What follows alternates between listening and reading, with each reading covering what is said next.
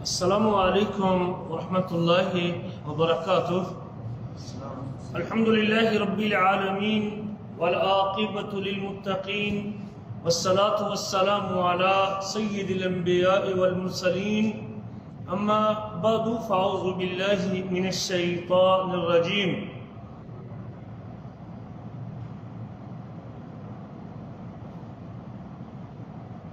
خلق الانسان من صلصال کالفخار وخلق الجان من مارج من نار۔ گرامی قدر بھائیوں اور لائق احترام ساتھیوں، ہم نے ایمانیات کے حوالے سے اپنی گفتگو کا سلسلہ جاری کیا ہے، اور اس کی ابتدا ہم نے یہاں سے کی تھی کہ انسانی زندگی کے 3 مرحلے ہیں: دنیا، قبر اور آخرت، اور تینوں مراحل پہ کامیاب وہ شخص ہے جس کے پاس کتنی چیزیں ہیں؟ 2 چیزیں ہیں۔ ایک کا نام ایمان اور دوسرے کا نام نیک عمل۔ ایمان کتنی چیزوں کا نام ہے؟ ایمان 6 چیزوں کا نام ہے۔ آپ میں سے کو بتائے گا وہ 6 چیزیں کون سی ہیں؟ اللہ پر ایمان، اس کے فرشتوں پر ایمان، اس کے رسولوں پر ایمان، اس کی کتابوں پر ایمان، اچھی بری تقدیر پر ایمان، اور مرنے کے بعد اٹھنے پر ایمان یا آخرت پر ایمان۔ ایمان 6 چیزوں کا نام ہے۔ ہم نے ان 6 میں سے ایک اچھی بری تقدیر کے اوپر ایمان رکھنا بھی ان 6 عقائد میں شامل ہے۔ ہم نے اس کو تفصیل کے ساتھ بیان کیا ہے، تقدیر کے مراتب بھی ذکر کیے ہیں، تقدیر کی قسمیں بھی ذکر کی ہیں۔ آخری سبق ہمارا یہ تھا کہ اس دنیا کے اندر کیا شر موجود ہے؟ جواب یہ ہے کہ ہاں موجود ہے، شر کا وجود ہے۔ کیا شر اور برائی کی نسبت اللہ کی طرف کرنی جائز ہے؟ نہیں، شر اور برائی کی نسبت اللہ کی طرف کرنی جائز نہیں ہے۔ ہم نے کتاب و سنت کی بہت ساری نصوص پچھلے درس میں پیش کی تھی کہ جس میں شر کی نسبت اللہ کی طرف نہیں کی گئی۔ شر موجود ہے، اور شر کا موجود ہونا اللہ تعالیٰ کے ذات، اس کی صفات، اس کے کمال کی نفی نہیں کرتا۔ شر موجود ہے کہ اگر شر نہ ہوتا تو اچھے اور برے کی تمیز کیسے ہوتی؟ شر نہ ہوتا، یہ دنیا میں انسان صرف سعادتوں کو سمیٹنے کے لیے نہیں آیا، یہ دنیا امتحان کی جگہ ہے، اور اگر شر نہ ہوتا تو پھر امتحان کیسے ہوتا بندے کا؟ امتحان تو اللہ خیر اور شر دونوں کے ساتھ لیتے ہیں بندے کو، مال دے کے بھی آزماتے ہیں اور مال لے کے بھی آزماتے ہیں، صحت دے کے بھی آزماتے ہیں اور بیماری دے کے بھی آزماتے ہیں۔ تو لہذا شر کا وجود تو امتحان کے لیے ضروری تھا، اور وہ اللہ کی حکمت، اللہ تعالیٰ وہ کیوں دن دکھاتا ہے یا کیوں وہ ایسے حالات سے دوچار کرتا ہے؟ اس لیے کہ ممکن ہے کہ اللہ تعالیٰ اس سے وہ میرے لیے شر ہو، لیکن وہ بہت سارے لوگوں کے لیے خیر کا پہلو بھی۔ جب 2 دکاندار ہیں، ایک سے میں سودا نہیں لیتا لیکن دوسرے سے لیتا ہوں، لیکن ایک ہی چیز ہوتی ہے، 5 دکانداروں سے میں دیکھتا ہوں، لیکن جس سے لیتا ہوں اس کے لیے تو خیر ہے، لیکن جس سے نہیں لیتا ہوں اس کے لیے اچھا ہے جی۔ اس کو تو برا لگے گا نہیں لگے گا، کس نے مجھ سے بھی آ جاتے ہیں بعض کا، مجھ سے چیز نہیں لے رہا، تو آپ اس سے نہ لینا، اس کی حکمت اللہ بہتر جانتا ہے۔ شر بذات ہی کوئی چیز نہیں ہے، شر کسی اللہ کے فعل کا اثر ہوتا ہے، اس کا نتیجہ ہوتا ہے۔ جو میرے لگنے کے اعتبار سے شر ہوتا ہے، لیکن رب کے کرنے کے اعتبار سے، اس فعل کے اللہ کے کرنے کے اعتبار سے شر اللہ تعالیٰ کی ہاں وہ خیر ہی خیر ہے، لیکن جب مجھے لگتا ہے یا میں اس کو محسوس کرتا ہوں، میرے محسوس کرنے کے اعتبار سے وہ شر ہوتا ہے۔ لہذا شر کی نسبت اللہ کی طرف کرنی درست نہیں ہے۔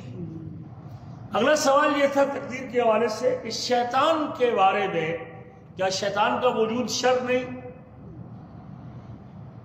شیطان کے وجود میں کوئی خیر نہیں ہے، وہ تو بندے کو ابھارتا ہی گناہ کے اوپر ہے، اللہ کی بغاوت پر ابھارتا ہے، شرک کے اوپر لگاتا ہے، بدعت پہ لگاتا ہے، اللہ کی حکم عدولی میں بندے کو تیار کرتا ہے، رب کے حکم کو توڑواتا ہے۔ تو اللہ تعالیٰ نے جب اس کو اجازت دے دی کہ تو بندوں کو گمراہ کر، اس نے اجازت مانگی، تو کیا اس سے بعض لوگ یہ سمجھے کہ شیطان کا وجود بھی اگر یہ شر ہے، اللہ نے اس کو لوگوں کو گمراہ کرنے کے لیے پیدا کیا ہے اور گویا کہ اللہ نے شر کو پیدا کیا؟ یہ سوال یا یہ اعتراض لوگ کرتے ہیں۔ پہلی بات تو یہ یاد رکھنی چاہیے کہ اللہ تعالیٰ نے شیطان کو جب پیدا کیا تھا شر پیدا کرنے کے لیے پیدا نہیں کیا تھا۔ اس کی جو اصل خلقت تھی، اس کا وجود تھا، وہ لوگوں میں برائی پھیلانے کے لیے نہیں تھا، اس لیے وہ جنوں میں سے تھا۔ اور جن اور انسانوں کو اللہ نے کس کے لیے پیدا کیا؟ تو شیطان کا اصل وجود بھی کس کے لیے تھا؟ عبادت کے لیے تھا۔ شیطان اپنی اصل کے اعتبار سے شر پیدا کرنے کے لیے پیدا نہیں کیا گیا، اپنی اصل کے اعتبار سے تو وہ بھی عبادت کے لیے پیدا کیا گیا تھا، کیونکہ وہ جنوں میں سے تھا۔ اور اللہ تعالیٰ نے ان دو مخلوقات کو اپنی عبادت کے لیے پیدا کیا ہے۔ اللہ فرماتے ہیں وَمَا خَلَقْتُ الْجِنَّ وَالْإِنسَ إِلَّا لِيَعْبُدُونَ، میں نے جنوں اور انسانوں کو اپنی عبادت کے لیے پیدا کیا ہے۔ لیکن شیطان کو جب پیدا کیا تھا تب وہ شیطان نہیں تھا، شیطان تو بعد میں بنا نا۔ جب اس کو بنایا گیا تھا، اس کو وجود دیا گیا تھا، بھلے اس کا وجود آگ سے ہے اور انسان کا وجود مٹی سے ہے، اسے عبادت کے لیے پیدا کیا تھا، تب وہ شیطان نہیں تھا، تب اس کے پاس اختیار اور ارادہ تھا۔ جس طرح مجھے اللہ نے ایمان اور کفر کا اختیار دیا ہے، شیطان کے پاس میں پیدا کرتے وقت کفر اور ایمان کا اختیار موجود تھا کہ نہیں تھا؟ تھا بھائی، جنوں اور انسان دونوں کے پاس ہے کفر کا اور ایمان کا۔ اللہ تعالیٰ نے اس کو اٹھا لیا، پھر عبادت گزار تھا، اللہ کا حکم مانتا تھا، اللہ نے اس کو ملائکہ کے ساتھ جا کے رکھا، آسمان پہ اٹھا لیا، فرشتوں کے ساتھ رہتا تھا۔ لیکن چونکہ ان کی اصل خلقت فرشتوں سے مختلف تھی، فرشتوں کو نور سے پیدا کیا تھا، فرشتوں کے پاس اختیار نہیں تھا، فرشتوں کو نور سے پیدا کیا تھا، فرشتوں کے پاس تو اختیار ہے ہی نہیں۔ اختیار کرنے اور نہ کرنے کا، کفر اور ایمان کا، خیر اور شر کو اپنانے کا، یہ اختیار انسان اور جن کے پاس ہے۔ چونکہ وہ رہتا تو اس مخلوق کے ساتھ کہ جن کے پاس تو دوسرا، جن کے پاس تو اختیار اور ارادہ ہے ہی نہیں، وہ تو اللہ کے حکم کے پابند ہے۔ لیکن جب اللہ نے فرشتوں کو سجدہ کرنے کا حکم دیا تو یقیناً وہ اپنی اصل خلقت کے اعتبار سے تو آگ سے بنا ہوا تھا، فرشتے تو پابند تھے، ان کے ہاں تو دوسرا آگ سے نہیں تھا، اور اس کے پاس چونکہ اختیار تھا۔ خلق الانسان من صلصال کالفخار، اللہ تعالیٰ نے انسان کو کھنکتی ہوئی مٹی سے پیدا کیا۔ وخلق الجان من مارج من نار، اور جنوں کو اللہ تعالیٰ نے آگ سے پیدا کیا۔ اس کے پاس چونکہ ارادہ تھا خیر اور شر کرنے کا، دونوں ارادے اللہ نے وضعیت کی، انسان کے اندر بھی وضعیت کیے اور جن کے اندر بھی وضعیت کیے تھے۔ وہ اپنی حدود میں رہتے ہوئے اور اپنی قدرت اور اپنی طاقت کو استعمال کرتے ہوئے یا اپنی حد میں رہتے ہوئے دونوں کاموں کا اختیار تھا، جبکہ اس کے مقابلے میں جو ملائکہ تھے ان کے ہاں تو اللہ کے حکم کا انکار ہے ہی۔ اس لیے وہ چونکہ نور سے بنی ہوئی مخلوق تھی، اللہ نے اس کو نور سے بنایا تھا، ان کے پاس تو ارادہ ہی نہیں تھا، وہ تو اللہ کے حکم کے تابع ہیں۔ جبکہ جن اور انسان کے پاس ارادہ ہے، اللہ ملائکہ کے بارے میں کہتے ہیں کہ لا یعصون اللہ ما امرہم، اللہ ان کو جو حکم دیتا ہے وہ اللہ کے حکم کی نافرمانی کرتے ہی نہیں، ان کے پاس تو عنصر ہی نافرمانی کا نہیں ہے۔ وَيَفْعَلُونَ مَا يُؤْمَرُونَ، اور جو ان کو حکم ملتا ہے وہ کر گزرتے ہیں۔ تو ہر مومن، وہ جنوں میں سے ہو یا انسانوں میں سے ہو، اللہ اکبر کبیرہ، یہ نہیں ہو سکتا کہ اللہ تعالیٰ مومن کا امتحان نہ لے۔ امتحان تو اللہ لے گا بھائی، میرا اور آپ کا، انسانوں کا، جنوں کا، جو ایمان لے آیا ہے اللہ تعالیٰ اس کا امتحان لے گا۔ اللہ کسی مومن کو امتحان لیے بغیر چھوڑتا نہیں، یہ نہیں کہ وہ ایمان لے آئے اور اللہ اس کو امتحان میں نہ ڈالے۔ تو جب اللہ نے آدم علیہ السلام کو پیدا کیا اور اللہ تعالیٰ نے اس جن کا جو آسمانوں میں رہتا تھا اس کا امتحان لینا چاہا، اور امتحان یہ لیا کہ رب ذوالجلال نے آدم علیہ السلام کو اسے سجدہ کرنے کا حکم دیا، یہ امتحان تھا اس کا۔ سب فرشتوں، جبکہ ملائکہ کے ساتھ تھا، فرشتوں کو بھی حکم تھا اور اس کو بھی حکم تھا الگ سے، بلکہ اللہ نے کہا ہے کہ ما منعک اذ امرتک ان تسجد، کس چیز نے تجھے روکا تھا جب میں نے تجھے سجدہ کرنے کا حکم دیا تھا۔ کچھ لوگ کہتے ہیں جی وہ تو جنوں میں سے تھا تو وہ حکم ملائکہ کو تھا، نہیں، اس کو بھی حکم تھا، ان کے ساتھ رہتا تھا، لیکن اس نے فرشتوں نے سجدہ کیا کیونکہ وہ تو اللہ کے حکم کی نافرمانی کرتے ہی نہیں ہے، لیکن یہ جنی تھا، جن تھا، عبادت گزار تھا اور صاحب الارادہ تھا، اس کے پاس دونوں کاموں کا اختیار تھا۔ اللہ اکبر کبیرہ، لیکن اللہ اکبر یہ حسد کا شکار ہو گیا، تکبر اور حسد کا شکار ہو گیا، اس سے یہ برداشت نہیں ہوا کہ اس مٹی کے بنے ہوئے انسان کو میں سجدہ کیسے کروں۔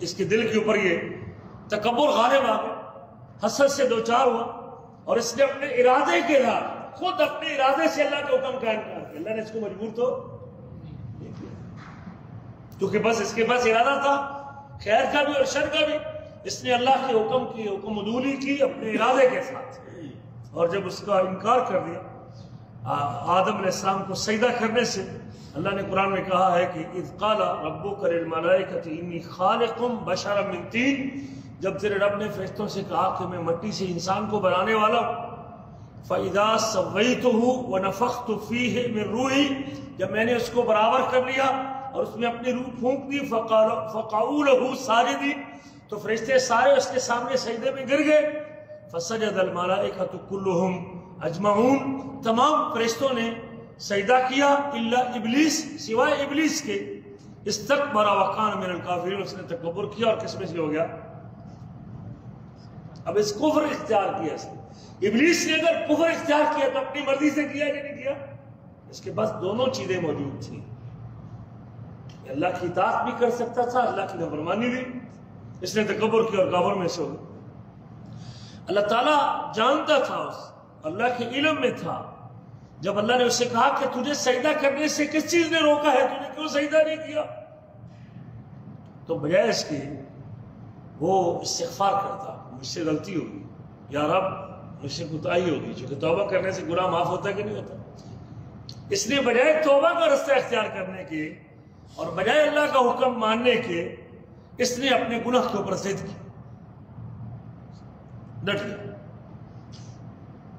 اور دلیل پیش کی، اللہ سے جھگڑا کرنے لگا کہ میں آگ سے پیدا ہوا ہوں اور یہ مٹی سے پیدا ہوا ہے، اور میں آگ سے بنا ہوا مٹی سے بنے ہوئے کو سجدہ،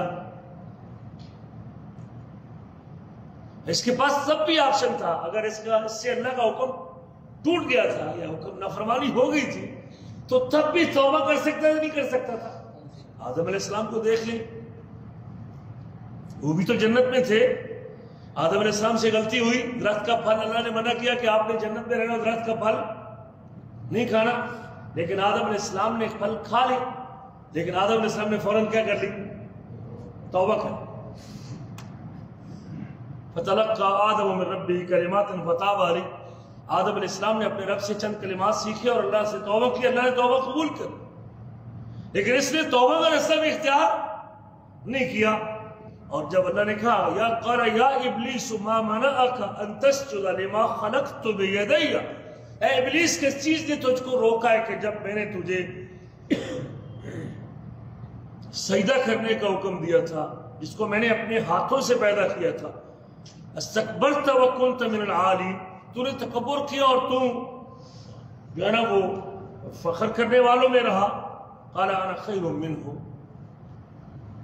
میں اس سے بہتر ہوں، انا خیر منہ، میں اس سے بہتر ہوں، خلقتنی من نار وخلقتہ من طین، مجھے تو نے آگ سے پیدا کیا ہے اور اس کو تو نے مٹی سے پیدا کیا ہے، یہ اس نے دلیل پیش کی۔ تو تب حکم عدولی کرنے کے بعد بھی اس نے توبہ کا رستہ اختیار نہیں کیا، اور اس نے پھر اپنے اس کفر کی دلیل پیش کرنے لگا اللہ تعالیٰ کے ساتھ، وجہ اور سبب اپنے گناہ کے اوپر ڈٹ گیا اور اس نے ضد کی، تو یقیناً تب اپنی اس نافرمانی پر اصرار کی وجہ سے اور نافرمانی پر ڈٹنے کی وجہ سے، اور یہ شیطان کا کام ہے اپنے گناہ کے اوپر ڈٹ جانا، مومن کبھی بھی گناہ کے اوپر ڈٹتا، مومن فوری طور پہ اپنے اللہ کی طرف رجوع کرتا ہے اور اللہ سے معافی مانگتا ہے، یہ شیطان کا طرز عمل ہے۔ اللہ نے اپنی رحمت سے اسے دھتکار دیا اور اس کو اوپر قیامت تک کے لیے اس کے اوپر لعنت کر دی. قال فاخرج منها فإنك رجيم، نکل جا تو اس جنت سے تو دھتکارا ہوا ہے. وإن عليك لعنتي إلى يوم الدين، اور قیامت تک تیرے اوپر میری لعنت ہو. رحمت سے بھی دھتکار دیا گیا اور قیامت تک کے لیے لعنت کا مستحق ٹھہرا. کون؟ شیطان. اب شیطان بیسکلی اپنی پیدائش کے اعتبار سے وہ شیطان، لیکن جب اللہ کا حکم توڑ دیا اور اپنے گناہ پر اصرار کیا اور توبہ نے کی، تو تب اس نے جب اپنے اس کفر کی دلیل پیش کی کہ میں نے اس لیے انکار کیا ہے، تو اللہ تعالیٰ نے پھر اس کے اوپر لعنت بھی قیامت تک کے لیے اور اس کو دھتکار دیا اپنے دربار سے. اب اس نے جب دیکھا کہ معاملہ ختم ہو گیا، فتنے کے اندر جو اللہ نے آزمایا تھا اسے، اس کے اندر ناکام ہو چکا ہے اور پھر اللہ کی رحمت سے محروم ہو چکا ہے، اور اللہ کی رحمت اب کبھی اس کے شامل ہاتھ نہیں رہے گی. اب اس کا ٹھکانہ جب جہنم ہے اور آخرت میں اس نے ہاتھ میں جانا ہے، تو اس نے سمجھا کہ میں اکیلا تو جاؤں. میں اکیلا. جب بندہ کوئی فیل ہوتا ہے نا تو وہ اپنا فیل ہونا نہیں بتاتا، وہ ساتھ بتاتا ہے کہ میرے ساتھ 5 بندے اور بھی فیل ہو گئے. پھر اس کو اپنا کام کیا لگتا ہے؟ میں اکیلا فیل نہیں ہوا، میرے ساتھ 2 بندے اور بھی فیل ہو گئے، وہ فلاں کا بچہ بھی فیل ہو گیا، وہ فلاں کا بیٹا بھی فیل ہو گیا. تو وہ اپنے دلیل کے طور پر پیش کرتا ہے کہ میں تو شیطان نے بھی یہی راستہ، بھی میرا تو معاملہ ختم ہے، قیامت تک کے لیے دھتکار دیا گیا ہوں، توبہ اس نے نہیں کی، تکبر اس نے کیا ہے، اور پھر اس نے اب دیکھا کہ میرا تو انجام خراب ہو ہی گیا ہے، ہم تو ڈوبے ہیں، ہم تمہیں بھی لے ڈوبیں گے. تو پھر اس نے ایک دوسرا طریقہ اختیار کیا کہ میں اکیلا نہ رہوں. پھر آدم علیہ السلام کی اولاد کے اوپر اس نے بغض کا اظہار کرتے ہوئے اور حسد کا اظہار کرتے ہوئے اللہ تعالیٰ سے یہ طلب کی کہ اللہ مجھ کو قیامت تک زندہ رہنے کی مہلت دے. قال رب فانظرنی الی یوم یبعثون، اے میرے رب مجھے تو مہلت دے دے قیامت کے دن تک، اٹھنے تک، دوبارہ جب لوگوں کو قبروں سے اٹھایا جائے گا تب تک مجھے مہلت دے دی. اللہ تعالیٰ ازل سے جانتا تھا کہ یہ جن ہے اور اس نے ایمان کے اوپر ثابت نہیں رہنا اور اپنے ایمان کے اوپر باقی نہیں رہنا. اس نے توبہ بھی نہیں کرنی، اس نے تکبر بھی کرنا ہے اور اس نے ضد بھی کرنی ہے اور اس نے شیطان بن جانا ہے، ہو جانا ہے شیطان. شیطان کا معنی اللہ کی رحمت سے دور، ابلیس اللہ کی رحمت سے مایوس. ایسے کہتے اس کا نام حارث تھا، اس کا نام اصل میں حارث تھا غالباً، لیکن ابلیس اس وجہ سے وہ مایوس ہو چکا تھا اللہ کی رحمت سے اور مایوس. شیطان ہے کہ اللہ کی رحمت سے دور ہے. تو یقیناً اللہ کے علم میں تھا، اللہ تعالیٰ اس کے ہدف کو بھی سمجھتا تھا کہ اب وہ اگر مہلت کی طلب کر رہا ہے اور درخواست پیش کر رہا ہے تو اللہ تعالیٰ کی حکمت اور اس کے عدل کے پیش نظر اللہ تعالیٰ نے اس کی وہ طلب پوری کر دی. جو اس نے نیکی کی تھی، جو اس نے عبادت کی تھی، جو اللہ کی اطاعت کی تھی، اللہ کا عدل یہی تھا کہ اس کا صلہ اس کو دے دیتے. اس صلے میں وہ طلب پوری کر دی اس کو. قیامت کے دن یہ نہیں کہا کہ میں نے اتنی عبادت بھی کی تھی اور تو نے میری وہ عبادت کہاں ڈال دی. تو اللہ نے اس کا مطالبہ پورا کر دیا اور اس کی مانگ پوری کر دی. شیطان بن گیا اور اس کا پھر یہ جو اس کو مہلت ملی ہے، یہ دنیا میں اس کی نیکیوں کا حساب اللہ نے چکا دیا ہے. رب سے مہلت مانگ لی اور اللہ نے اس کا حساب دے دیا، اس کی طلب کو پورا کر دیا اور اس کو زندہ رکھا لیا ایک معلوم وقت تک. اللہ فرماتے ہیں قال فإنك من المنذرین، تو مہلت دیے گئےوں میں سے ہے، بے شک تو مہلت دیے گئےوں میں سے الی یوم الوقت المعلوم، ایک معلوم وقت کے دن تک. پھر اللہ اکبر کبیرہ، جب شیطان کو مہلت مل گئی، اب مہلت ملنے کے بعد اس نے پھر انسان کے ساتھ اپنی عداوت کا اظہار کر دیا. ٹائم مل چکا ہے اور مجھے میری نیکیوں کے صلہ تو اللہ نے اسے دے دیا، جو اسے ملنا تھا. اس نے کہا میری تو عاقبت خراب ہوئی ہے. تو پھر اس نے انسان کے ساتھ دشمنی کا اعلان کیا اور اس کو راہ راست سے بھٹکانے کی پوری کوشش کی تاکہ دونوں کا آخرت میں انجام ایک ہو جائے. میرے ساتھ شامل ہو جائیں گے، وہ بھی میرے ساتھ اسی آگ میں جلیں گے جس میں میں چلوں گا. قال وبعزتک لأغوینہم اجمعین، مجھے تیری عزت کی قسم ہے میں ان سب کو بھٹکاؤں گا، رستے سے ہٹاؤں گا، سوائے تیرے اور بندوں کے جو مخلص اور چنے ہوئے لوگ. تیرے چنے ہوئے لوگ ہیں ان کے علاوہ سب کو بھٹکاؤں. اس نے یہ بھی کہا قال ارأیت ھذا الذی کرمت علی، کیا خیال ہے آپ کا کہ جس کو تو نے مجھ پر عزت دی ہے اور مجھ پر فوقیت دی ہے، تو اگر تو نے مجھے قیامت تک مہلت دی تو اس کی اولاد کو میں گھیرے میں لے لوں گا، قبضے میں لے لوں گا اس کی اولاد کو، سوائے تھوڑے لوگوں کے جو میرے وار سے بچنے والے ہیں. یہ بھی کہا سورۃ اعراف میں قال فبما اغویتنی لاقعدن لهم صراطک المستقیم، جو تو نے مجھے بھٹکایا ہے. اللہ نے تو نہیں بھٹکایا، اللہ نے بھٹکایا تھا، اس نے اپنے ارادے سے اور اپنی حسد اور تکبر کی وجہ سے انکار کیا تھا.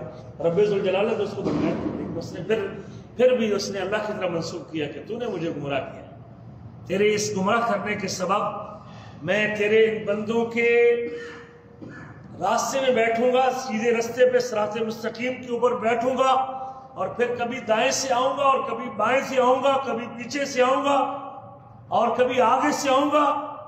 وَلَا تَجِدُ أَكْثَرَهُمْ شَاكِرِينَ، اور آپ ان میں سے اکثر شکر کرنے والا نہیں پائے، تیرے نہ شکر بنا کے رکھ دوں گا. تو یہ شیطان نے سورۃ اسراء میں، سورۃ 7 میں، سورۃ طلاق میں اللہ تعالیٰ سے یہ کہا بھی صحیح اور ساتھ یہ اس نے اعلان بھی کر دیا. اللہ تعالیٰ نے شیطان کی خواہش کو پورا کیا، اس کی مرضی کو. اللہ تعالیٰ اس کے اس گمراہ کرنے کی مرضی کو پورا نہ کرتا یا اس کے اس تکبر والی مرضی کو پورا نہ کرتا تو پھر اس کو ارادہ دینے کی ضرورت، اختیار دینے کی ضرورت نہیں تھی. اختیار تو اللہ نے دیا ہوتا. اللہ نے اس کی مرضی کو پورا کر دیا لوگوں کو آزمانے کے لیے، لوگوں کو امتحان میں ڈالنے کے لیے، میرے اور آپ کے امتحان کے لیے. اللہ نے میرے اور آپ کے امتحان کے لیے اس کے اس ارادے کو پورا کیا ہے، اس کے ارادے کو پورا کیا ہے. یہ دنیا چونکہ امتحان کی جگہ ہے اور آزمائش کی جگہ ہے، اور یقیناً جو بھی شیطان کی پیروی کرے گا تو وہ اسے گمراہ کر دے گا، اس کے اوپر مسلط ہو جائے گا اور اس کو جہنم کی آگ کی طرف لے جائے گا. لیکن جن لوگوں کو اللہ پر ایمان ہے اور اللہ سے محبت کرتے ہیں اور رب پر یقین رکھتے ہیں تو شیطان کا کوئی وار ان کے اوپر نہیں چل سکتا، وہ محفوظ ہے. اللہ تعالیٰ نے یہ بھی اپنی کتاب میں ذکر کیا ہے. آج اگر کوئی کہے کہ شیطان کو اللہ نے پیدا کیا اور شیطان مجھے گمراہ کر رہا ہے، لہذا اللہ مجھے گمراہ کر رہا ہے، شیطان کو پیدا کر کے اللہ نے مجھے گمراہ کیا ہے، کیا اس کی دلیل ٹھیک ہے؟ نہیں. شیطان کو اللہ نے گمراہ کرنے کے لیے بیسیکلی پیدا نہیں کیا، شیطان کو مہلت دی ہے، اور مہلت ہمارے امتحان کے لیے دی ہے، ہمارے امتحان کے لیے دی. اس طرح شیطان امتحان میں ناکام ہو گیا اور شیطان بھی پھر قیامت تک لوگوں کو جو ہے نا وہ اس آزمائش کا باعث بنے گا اور لوگوں کو رستے سے ہٹائے گا. لیکن ساتھ اللہ نے یہ بھی کہا ہے جو میرے بندے ہیں اس کے اوپر تیرا وار نہیں چلائے. اگر اس کو پورا اختیار تھا گمراہ کرنے کا تو اللہ تعالیٰ کو پھر اپنے خاص بندوں کا ذکر کرنے کی ضرورت ہی نہیں تھی. اللہ نے کہا تھا قال اذهب فمن تبعك منهم فإن جہنم جزاؤهم جزاء موفورا.